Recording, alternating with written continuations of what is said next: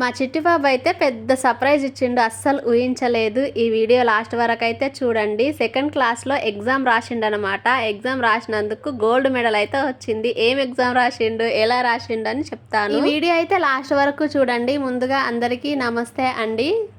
పాప నేను చెప్తా మమ్మీ కంటే వద్దు, సర్ప్రైజ్ ఇద్దాం, లోపలికి వెళ్ళినాక చెప్తా అంటుండు. మమ్మీ నీకు ఒక సర్ప్రైజ్ అని వచ్చిండు. వచ్చి రాగానే ఏందో అనుకున్నా నేను, స్కూల్లో ఏదన్నా చాక్లెట్ ఏదైనా గ్రీటింగ్స్ ఇస్తారు కదా లాస్ట్ డే అని అనుకున్నా.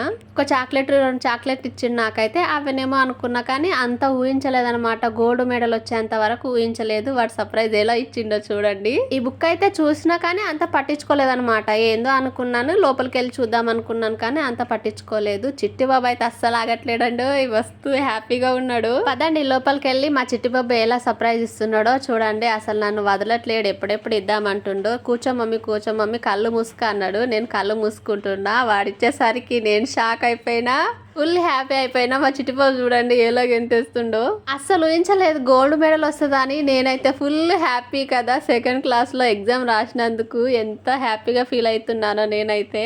సర్ప్రైజ్ ఉందంటే నేను ఏదో స్కూల్ ఏదని ఇచ్చిరేమో అనుకున్నా కానీ ఇంత పెద్ద సర్ప్రైజ్ ఇస్తాడని అస్సలు అనుకోలేదు. ఇంత చిన్నప్పుడే గోల్డ్ మెడల్ తెచ్చుకున్నాడు. చిట్టిబాబు అయితే గ్రేట్ అండి. నేనైతే ఫుల్ హ్యాపీగా ఉన్నా. ఎలా వచ్చిందో ఈ ఎగ్జామ్ లాస్ట్లో చెప్తాను చూడండి. వాళ్ళ డాడీకి ఇచ్చాడు. వాళ్ళ డాడీ కూడా చాలా హ్యాపీగా ఫీల్ అయిపోయిండు. అసలు ఆగట్లేడు. మా బావ అయితే ఫుల్ హ్యాపీగా ఫీల్ అయిపోయిండు. ఇక ఫొటోస్ అయితే తీస్తా ఉన్నాడు. ఇక్కడ ఈ బుక్ చూసినా కానీ అంత పట్టించుకోలేదు.